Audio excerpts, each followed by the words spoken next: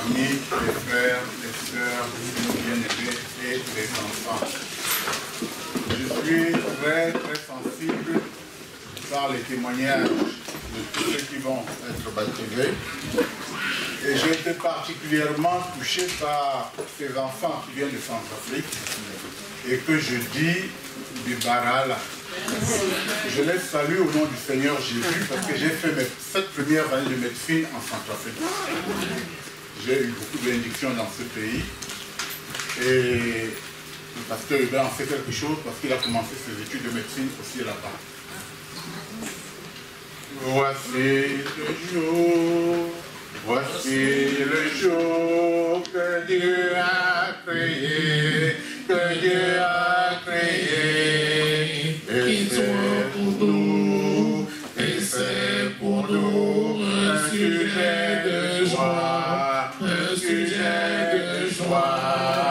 Voici le jour que Dieu a créé, qu'il soit pour nous un sujet de joie. Voici le jour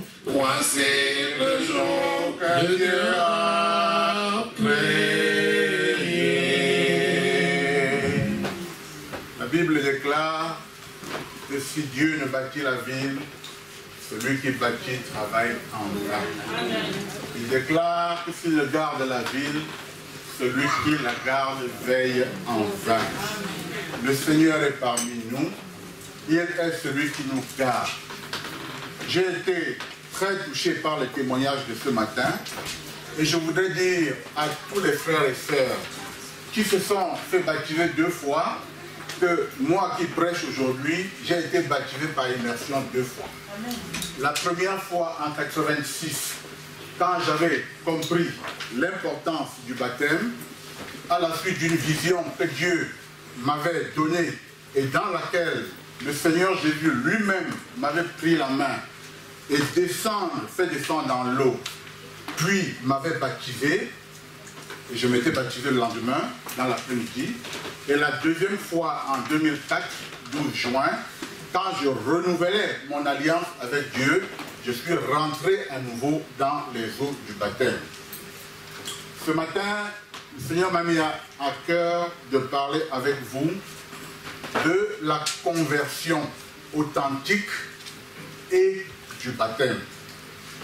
Si les circonstances de la conversion varient d'une personne à l'autre, les conditions de cette conversion sont les mêmes pour tout le monde. Les circonstances telles que je les ai entendues et telles que je lis dans la parole divergent, mais il faut passer par les mêmes étapes pour être converti de façon authentique. Nous allons, pour éclairer nos propos, aller dans le livre des Actes des Apôtres au chapitre 8 et au chapitre 9. Mais nous allons commencer par le chapitre 8. Et au chapitre 8, nous allons lire à partir du verset 26. Actes des Apôtres au chapitre 8, nous lisons à partir du verset 26. Et je lis au nom du Seigneur Jésus. Amen. Un ange du Seigneur s'adressant à Philippe lui dit: lève-toi et va du côté du midi sur le chemin qui descend de Jérusalem à Gaza, celui qui est désert. Il se leva et partit. Et voici un Éthiopien, un eunuque, ministre de Candace, reine d'Éthiopie, et surintendant de tous ses trésors, venu à Jérusalem pour adorer, s'en retournait assis sur son char et lisait le prophète Ésaïe. L'Esprit dit à Philippe: avance et approche-toi de ce char. Philippe accourut et entendit l'Éthiopien qui lisait le prophète Ésaïe. Il lui dit: comprends-tu ce que tu lis? Il répondit: comment le pourrais-je si quelqu'un ne me guide? Et il invita Philippe à monter et à s'asseoir avec lui. Le passage de l'écriture qu'il lisait était celui-ci. Il a été mené comme une brebis à la boucherie, et comme un agneau muet devant celui qui le tond, il n'a point ouvert la bouche. Dans son humiliation, son jugement a été levé, et sa postérité qui la dépeindra, car sa vie a été retranchée de la terre. L'eunuque dit à Philippe, « Je te prie, de qui le prophète parle-t-il ainsi? Est-ce de lui-même ou de quelqu'un ou de quelque autre? » Alors Philippe ouvra la bouche et commençant par ce passage, lui annonça la bonne nouvelle de Jésus. Comme ils continuaient leur chemin, ils rencontrèrent de l'eau. Et l'eunuque dit, « Voici de l'eau. Qu'est-ce qui empêche que je sois baptisé? » Philippe dit, « Si tu crois de tout ton cœur, cela est possible. » L'eunuque répondit, « Je crois que Jésus-Christ est le Fils de Dieu. » Il fit arrêter le char. Philippe et l'eunuque descendirent tous deux dans l'eau, et Philippe baptisa l'eunuque. Quand ils furent sortis de l'eau, l'Esprit du Seigneur enleva Philippe, et l'eunuque ne le vit plus, tandis que, joyeux, il poursuivit sa route. Philippe se trouva dans Azote, d'où il alla jusqu'à Césarée en évangélisant toutes les villes par lesquelles il passait. Amen. Amen. Dans cette partie d'Actes au chapitre 8, il est parlé de Philippe.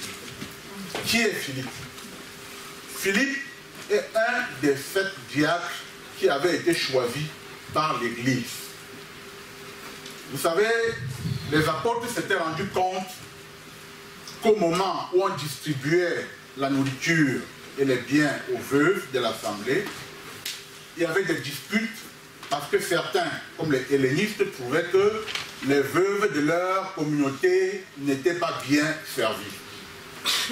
Les apôtres ont réuni la communauté et ont dit, nous apôtres, devons-nous laisser la prière et la parole pour servir aux tables? Choisissez parmi vous 7 diacres qui soient de bonne moralité, dont on fait un bon témoignage. Philippe avait donc été choisi parmi les 7, tout comme Étienne, qui sera lapidé quelque temps plus tard. Philippe se trouve à Samarie, parce qu'il y avait beaucoup d'embêtements pour les enfants de Dieu et ils étaient un peu en dispersion. À Samarie, l'ange apparaît à Philippe et lui demande de descendre, de partir vers Gaza par la route du désert. Philippe, diacre, est envoyé en mission comme évangéliste. Ça veut dire que toi et moi, nous pouvons, dès lors que nous sommes dans le Seigneur, et à tout moment, être choisis par Dieu pour être envoyés pour l'accomplissement d'une mission déterminée. Philippe obéit, prend la route du désert, et pendant qu'il chemine, écoutant la voix de l'Esprit pour savoir exactement où on le dirige et qu'est-ce qu'on veut qu'il fasse, voit donc quelqu'un sur un char. C'était un ministre de la reine d'Éthiopie qui venait de Jérusalem adorer et qui retournait. Ministre, il allait parce qu'à l'époque des Juifs, on montait à Jérusalem chaque année adorer. Il va donc à Jérusalem, il adore, et sur le chemin de retour, il est en train de lire le livre d'Ésaïe. Et il le lit à haute voix. Ça veut dire que même dans cette communauté, même dans cette façon de faire, il respectait ce que les Juifs demandaient, de lire la Torah à haute voix, comme ils le font jusqu'aujourd'hui. Et l'Esprit dirige Philippe vers lui, avance vers ce char.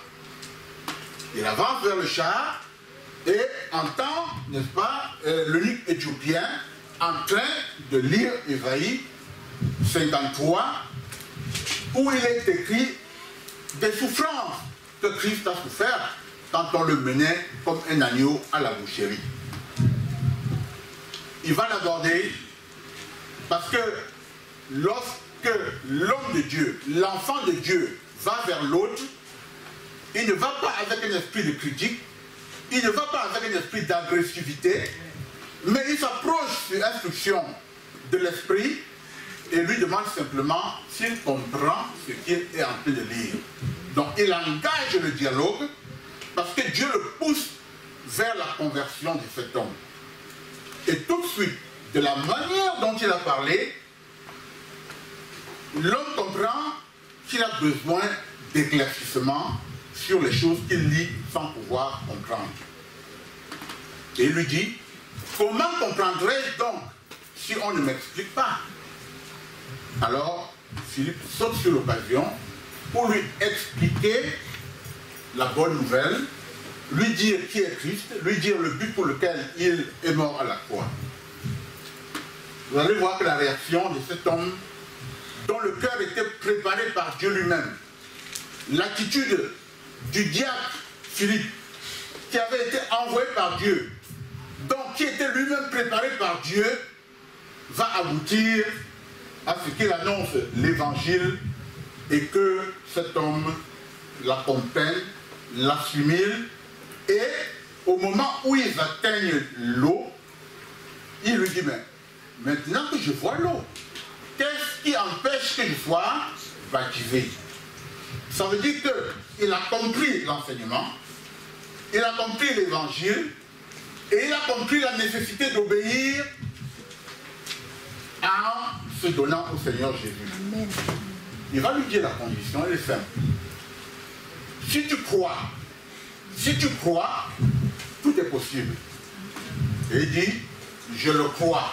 Je crois que Jésus est le Fils de Dieu. Et c'est ainsi qu'il va faire arrêter le char, ils vont descendre dans l'eau et il sera baptisé. Il sera baptisé. Quand ils furent sortis de l'eau, vient nous indiquer le baptême scripturaire, comme le disait le sœur ici, qui avait été baptisé par aspersion.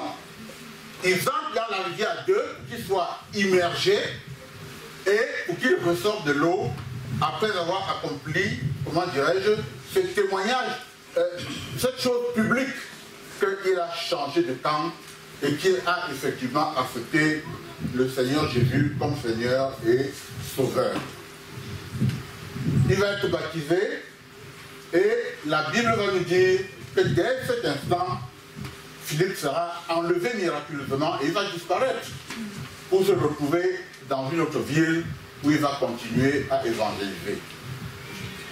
La parole de Dieu est là pour nous dire que si nous ne croyons pas, il faut croire. Et non seulement il faut croire, il faut confesser. Croire dans son cœur qu'il est, que Jésus est le Fils de Dieu, et ensuite le confesser publiquement, reconnaître qu'il est le Fils de Dieu. Dès lors, nous entrons dans la classe de Dieu et nous pouvons demander le baptême. Si nous ne cheminons pas ainsi, le baptême n'est plus un baptême, il s'agit d'un bon bain que nous allons prendre.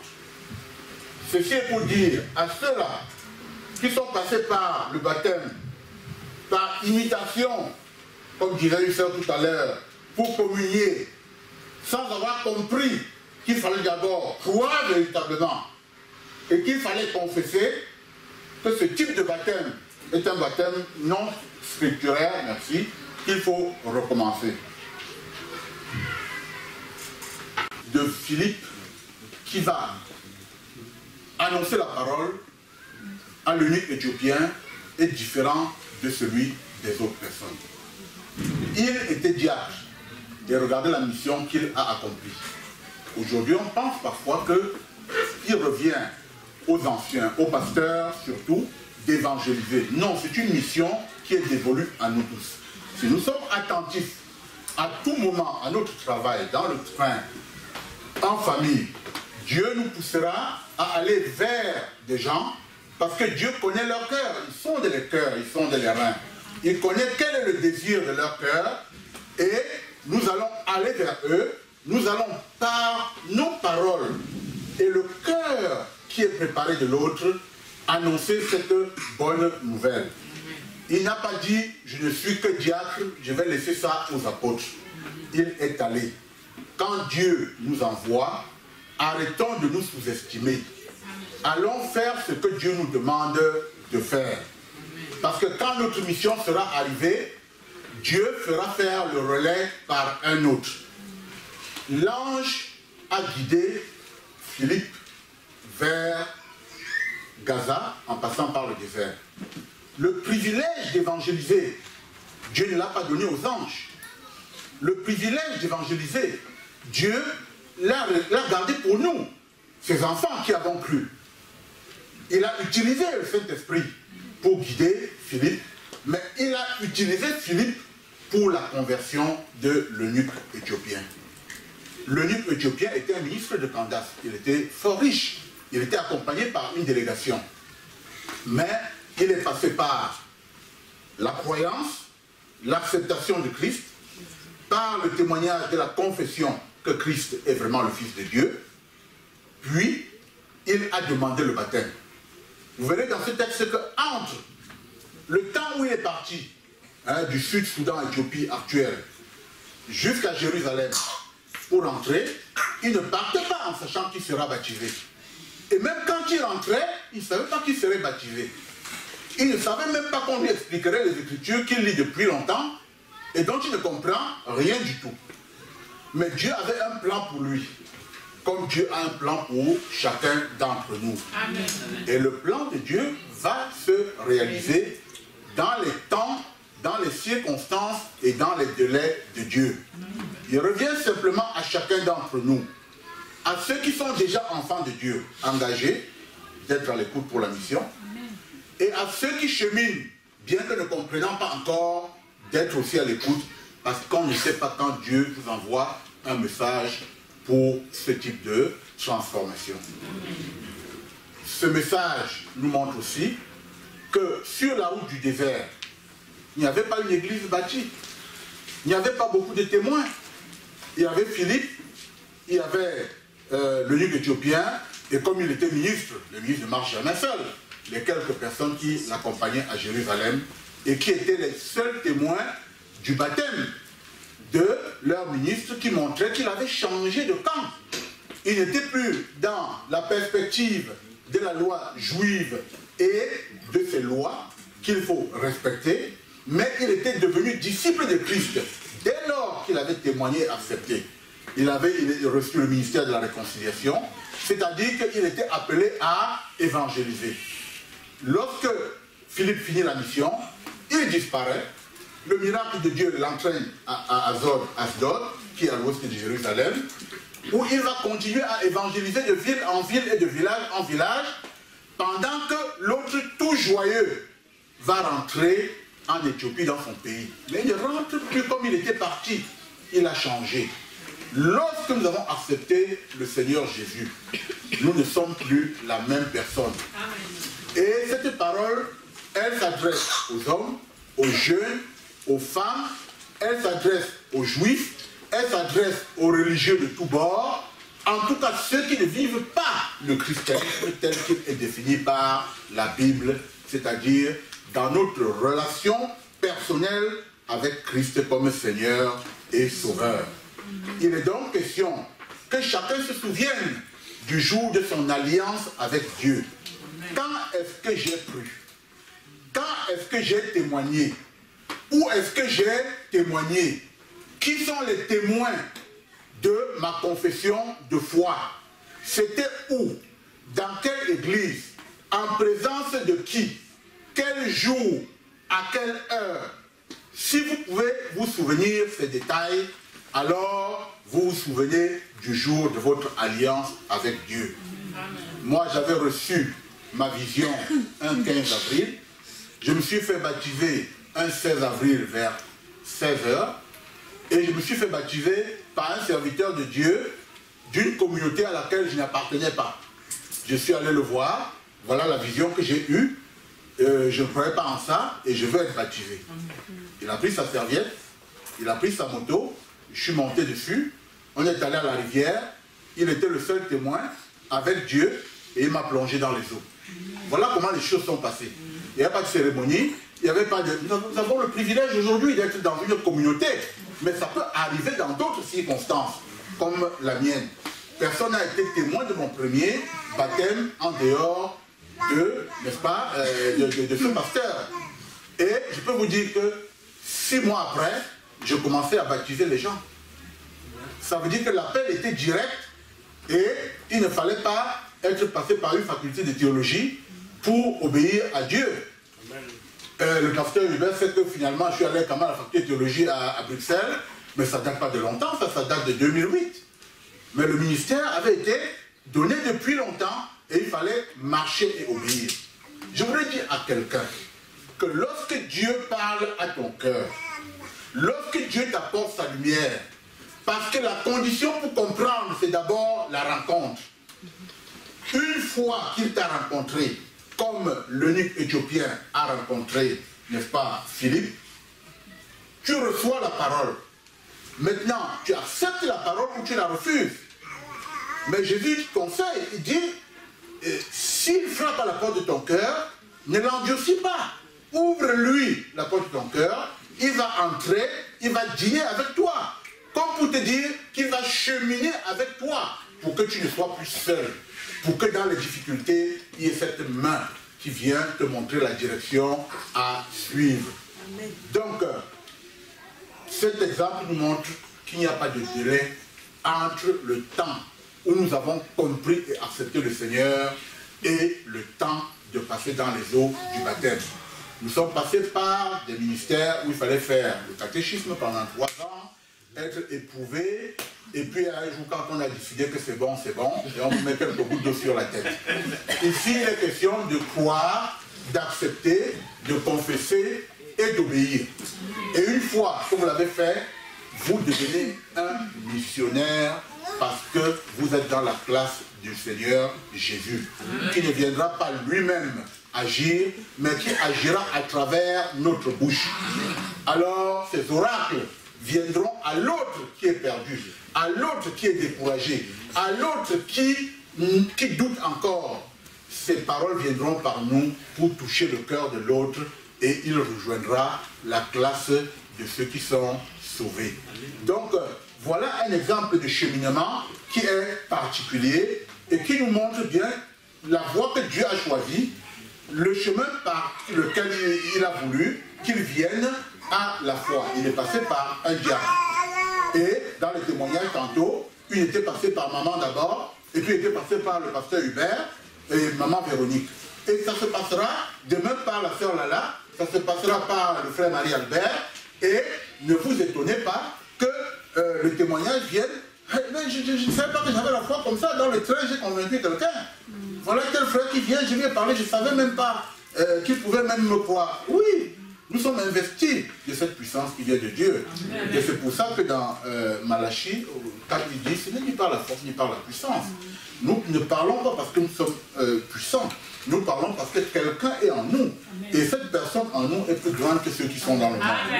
Comme avec lui, nous constituons la majorité, dès lors, nous pouvons parler même aux grands de ce monde sans être intimidés.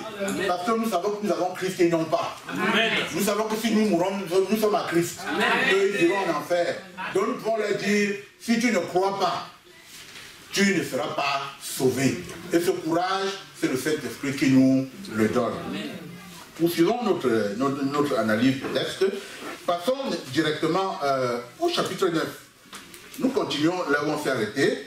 Au chapitre 9, il s'agit de la conversion de Paul. Commençons au verset 3. Ou si vous voulez, même au verset 1er. Et on va aller jusqu'à 17-18. Qu'est-ce qui est écrit là?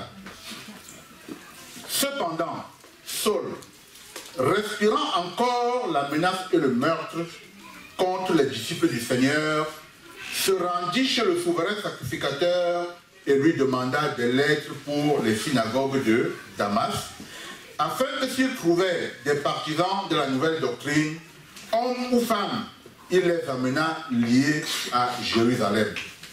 Comme il était en chemin et qu'il approchait de Damas, tout à coup, une lumière venant du ciel resplendit autour de lui. Il tomba par terre et il entendit une voix qui lui disait « Saul, Saul, pourquoi me persécutes-tu » Il répondit « Qui es-tu, Seigneur » Et le Seigneur dit « Je suis Jésus que tu persécutes. Il te serait dur de regimber contre les aiguillons. » Tremblant et saisi d'effroi, il dit « Seigneur, que veux-tu que je fasse ?» Et le Seigneur lui dit « Lève-toi, entre dans la ville et on te dira ce que tu dois faire. » Les hommes qui l'accompagnaient demeurèrent stupéfaits. Ils entendaient bien la voix, mais ils ne voyaient personne. Saul se releva de terre, et quoique ses yeux fussent ouverts, il ne voyait rien. On le prit par la main et on le conduisit à Damas. Il resta 3 jours sans voir, et il ne mangea ni ne but. Or, il y avait à Damas un disciple nommé Anania. Le Seigneur lui dit dans une vision, « Anania !» Il répondit, « Me voici, Seigneur. » Et le Seigneur lui dit, « Lève-toi, va dans la rue qu'on appelle la droite, et cherche dans la maison de Jude un nommé Saul de Tarse, car il prie. » Et il a vu en vision un homme du nom d'Anania qui entrait et qui lui imposait les mains afin qu'il recouvrât la vue. Anania répondit, « Seigneur, j'ai appris de plusieurs personnes tous les maux que cet homme a fait à tes saints dans Jérusalem. Et il a ici des pouvoirs de la part des principaux sacrificateurs pour lier tous ceux qui invoquent ton nom. » Mais le Seigneur lui dit, « Va, car cet homme est un instrument que j'ai choisi pour porter mon nom devant les nations, devant les rois et devant les fils d'Israël. Et je lui montrerai tout ce qu'il doit souffrir pour mon nom. » Anania sortit, et lorsqu'il fut arrivé dans la maison, il imposa les mains à Saul en disant, « Saul, mon frère, le Seigneur Jésus qui t'est apparu sur le chemin par lequel tu venais m'a envoyé pour que tu recouvres la vue et que tu sois rempli du Saint-Esprit. » Au même instant, il tomba de ses yeux comme des écailles et il recouvra la vue. Il se leva et fut baptisé. Et après qu'il eut pris de la nourriture, les forces lui revinrent. Amen. Amen. Voilà une autre conversion. Nous venons de voir l'eunuque éthiopien qui s'est converti par l'entremise de Philippe le diacre. Cette fois-ci, c'est Paul. Il s'appelait Saul. Il était zélé. Il était violent. Il aimait arrêter les disciples de Jésus, les faire fouetter, les faire tuer, et pour les survivants, les amener à Jérusalem chez le souverain sacrificateur pour qu'on les mette en prison. Saul était un enfant terrible, plus zélé que tous les enfants de sa génération. C'est lui qui est allé solliciter des lettres pour aller maltraiter, arrêter les enfants de Dieu à Damas, en Syrie. Et si nous lisons le chapitre 6 des Actes des Apôtres, pendant qu'on lapidait Étienne, l'un des 7 diacres qui avait été choisi en même temps que Philippe, il approuva le meurtre. Et c'est lui qui gardait les vêtements de ceux qui tuaient. Lui, Paul, c'est lui donc qui va demander des lettres parce qu'il ne veut pas de cette nouvelle doctrine de Jésus. Il est vigoureux. Donnez seulement la permission, je vais les traiter. Et on va les lui donner.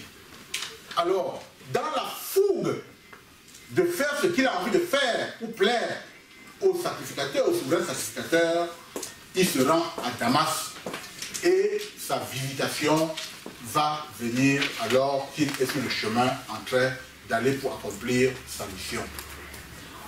Une lumière va resplendir. C'est la rencontre. Il va tomber et le Seigneur va lui parler. Ici, ce n'est pas Philippe qui parle directement. Ce n'est pas un homme, c'est Dieu qui vient et qui se manifeste. Parce que quand Dieu arrive, le changement est possible. Comme lorsque notre vie change, sincèrement, il y a un changement qui est visible. Même notre démarche change. Je ne peux pas vous tromper. Je ne marche plus comme je marchais avant. Même nos paroles changent. Avant, j'étais un vantard, un orgueilleux. Et ma soeur peut vous en dire un mot. Mais aujourd'hui, je suis cuit.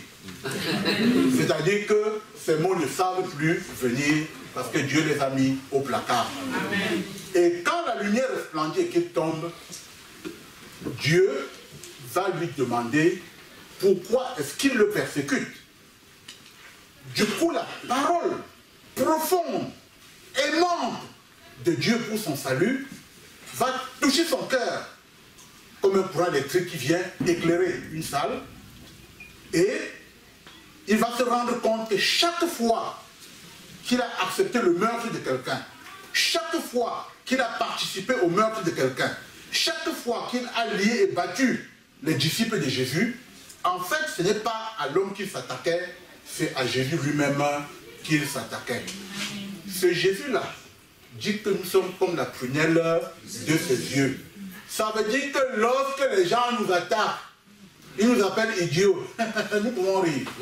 Parce qu'ils s'attaquent au Seigneur Jésus. Lorsqu'on nous insulte, c'est en fait Dieu que ces gens-là insultent. Et il va défendre notre cause. Nous ne sommes pas de ceux qui prennent les armes pour défendre Dieu. Notre Dieu est capable de se défendre et de nous défendre. Il va donc s'absoudre et demander à Jésus, que faut-il qu'il fasse? Lui, le grand persécuteur des chrétiens, va se rabaisser. Il va devenir humble après la parole de Jésus qui touche son cœur. Il va lui dire, entre dans la ville et là-bas, on te dira. On te dira. Alors, les écailles étaient déjà là. Il était à terre. Il se relève, les yeux sont ouverts, mais il ne voit plus rien. Et il faut que les gens qui l'accompagnaient avec les couteaux et les haches, que ce soit quelqu'un d'autre qui tienne sa main pour l'accompagner parce qu'il est devenu aveugle. Ça veut dire qu'en présence de notre Dieu, nous ne sommes rien. Amen. Rien. C'est lui qui nous valorise. C'est lui qui fait de nous quelque chose. Amen. Voilà le gars qui partait fort et sûr de lui, qui doit être tenu par la main pour aller dans la ville. Dans le même temps, Dieu va donner une vision à Anania. Qui était Anania? Un disciple dans la ville. Un chrétien quelconque, mais qui aimait Dieu, qui obéissait à Dieu, qui priait, qui méditait, qui était dans l'assemblée et qui peut être comparé à ce qu'on appelle aujourd'hui les chrétiens laïcs. Je ne sais même pas ce que ça veut dire. C'est-à-dire ceux qui sont chrétiens, bon, mais qui n'ont pas de responsabilité dans l'église. Et Dieu va dire à Anania, va dans telle rue, entre chez Simon, et à la barre, Saul, pour qui tu vas prier. Or, les nouvelles de Saul étaient allées loin. Il faisait peur à tout le monde. Anania va dire à Dieu, Seigneur, cet homme-là, lui-là, lui qui a fait souffrir tous tes serviteurs à Jérusalem, et tu m'envoies vers lui. Non, tu veux me finir. Non, non, non, non, non, c'est pas une bonne mission. Je ne crois pas que je me sois levé de bon matin aujourd'hui pour que tu m'envoies aller prier pour Saul. Non. Et vous voyez comment nous pouvons être à côté d'un frère qui volait, à côté d'un frère qui se droguait, à côté d'un frère qui était escroc, à côté d'une sœur qui était dans la fémania. Et même le jour où il a cru, nous continuons à douter de lui. Nous continuons à lui dire bonjour, mais en cherchant un chemin pour ne pas trop nous mélanger à lui, parce que nous nous basons sur sa vie passée. Amen. Pour le considérer. Quand nous le voyons, nous voyons son trajet. Nous ne voyons pas l'homme qui s'est converti. Nous voyons l'homme qui faisait du mal à l'église, qui mentait sur les gens, qui bagarrait, qui attaquait les gens et qui était prêt à tuer. Et c'est Dieu qui va encore convaincre le disciple. Il va dire à Anania, Anania, non, la fougue qu'il avait pour le diable j'ai vu cette fougue-là et je l'ai choisi. Parce que c'est lui que je vais envoyer dans les nations, parler aux grands de ce monde et lui apprendre les souffrances qu'il va souffrir en mon nom, comme j'ai souffert pour le monde. Va, ne crains pas, je suis avec toi, parce que quand je l'ai choisi, tu ne peux pas le rejeter. Il vient nous dire, quelle que soit la situation dans laquelle nous étions, dès lors que nous sommes en Christ, dès lors que Dieu nous a choisis, dès lors que Dieu nous a pointés, le monde ne saura pas nous rejeter. Ils auront beau dire, Dieu va utiliser même nos ennemis à notre avantage. Parce qu'il le dit dans Proverbe 16 au verset 7.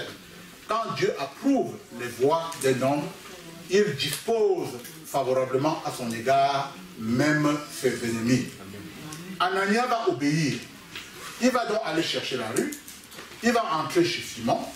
Il va trouver Paul aveugle. Et Paul le violent. Paul l'agresseur. Anania va l'appeler mon frère. Mon frère. Mon frère. Le Dieu qui t'a visité pendant que tu allais à Damas m'a dit.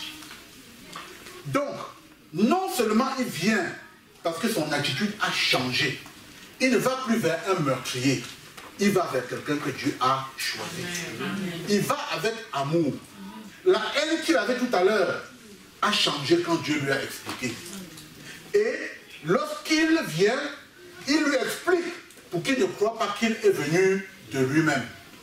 Mais entre-temps, Dieu avait déjà donné une autre vision à Saul. Qu'un certain Anania viendra prier pour toi pour que tu recouvres la vue et que tu sois rempli du Saint-Esprit. Vous voyez que les choses coïncident. Dieu n'est pas celui qui parle d'un côté et ne parle pas de l'autre. Non. Le message de Anania était un message qui partait du cœur et qui touchait le cœur de Saul. Lorsqu'un message part de la tête à la tête, rien ne se passe. On nous a chanté le même évangile depuis 40 ans, on nous a prêché la bonne nouvelle depuis, mais c'était intellectuellement que les choses nous étaient transmises et elles ne touchaient pas le cœur, on la comprenait aussi dans notre tête. Aussi joyeux que nous étions à l'église, aussi dansant qu'on a pu l'être, on oublie rapidement en rentrant à la maison ou le lendemain, parce que rien n'était entré dans la bonne terre. Il vient avec l'Esprit de Dieu, il vient avec un cœur compatissant pour aller vers un frère qui a perdu la vue, mais il sait qu'il va lui imposer les mains pour qu'il retrouve la vue et qu'il soit rempli de l'Esprit. Une fois qu'il le lui explique, il passe aux choses sérieuses. Il ne fait que ce que Dieu lui avait dit de faire. Lui imposer les mains, prier pour lui, et dès qu'il le fait, nous voyons le résultat. Paul, qui n'avait pas vu voir des écailles tomber, Paul, qui n'avait ni mangé ni bu depuis 3 jours, mange, boit et reprend des forces. Amen. Et immédiatement, on l'amène à la rivière. Il n'y a pas eu de délai. Il est passé de la prière, de la vue recouvrée, à l'eau du baptême. Amen. Quand nous pensons que nous avons reçu ces choses, qu'on a parfois compris, mais qu'on passe du temps, des mois, des années à tergiverser, à aller entrer dans ces eaux-là, qu'on ne nous appelle pas sectaires, qu'on ne nous appelle pas témoins, on se rend compte que nous perdons un temps précieux. Lorsque nous voyons la vie de l'apôtre Paul, après qu'il soit visité par Dieu et qu'il soit baptisé, nous comprenons pourquoi même les mouchoirs qu'il avait touchés pouvaient toucher les malades et les guérir. La foi authentique, la conversion authentique va nous amener à accepter le baptême sans philosopher et sans discuter. Lorsqu'on commence à dire, on m'avait baptisé quand j'étais petit, vous voulez encore quoi, ça fait qualité d'évangile, ça veut dire qu'on n'a pas encore compris. Lorsqu'on a été visité, c'est avec empressement. qu'on demande à entrer dans les eaux du baptême. Parce que la symbolique est très importante. La Bible nous montre en effet que quand nous sommes plongés, dès l'instant que nous disparaissons dans les eaux, nous mourrons avec Christ. Il est allé aux enfers. Mais la terre ne pouvait pas le retenir et était obligée de le vomir. Dès lors que nous sortons de l'eau, nous ressuscitons avec Christ. Et spirituellement, nous montons avec lui, nous asseoir sur le trône. Nous avons changé de wagon. Nous avons changé de place. Nous sommes maintenant dans un wagon climatisé. Parce que là où il y a le Seigneur Jésus, il ne fait pas chaud. Le Saint-Esprit est là pour nous raviver, pour nous encourager, pour nous éclairer et pour faire que tout ce que notre main touche prospère. C'est la condition. Il y a des buts qu'il faut atteindre dans la vie. Mais nous ne les atteindrons pas si nous appartenons au Seigneur Jésus à, comme on dit en Belgique, à 99%, à 99%. Il dit, je te veux toi là tout, comme tu es. Parce que c'est moi qui te transforme. Parce que c'est moi qui t'envoie. Parce que c'est moi qui accomplis en toi.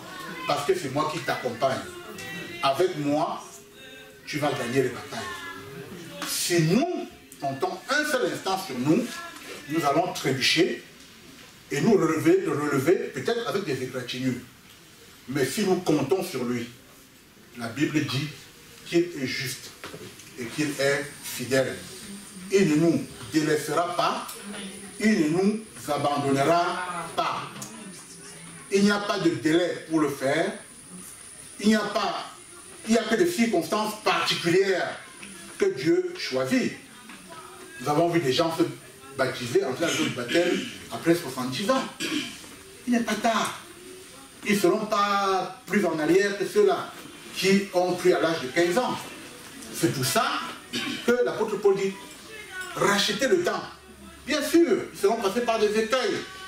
Ils finiront par entrer dans le paradis, dans le royaume, mais Dieu veut que dès lors que la parole nous a été donnée, qu'on ne la rejette pas, qu'on l'écoute, qu'on la laisse nous travailler et qu'elle nous permette, n'est-ce pas, de nous transformer, d'être transformés et de venir à l'acceptation de sa parole.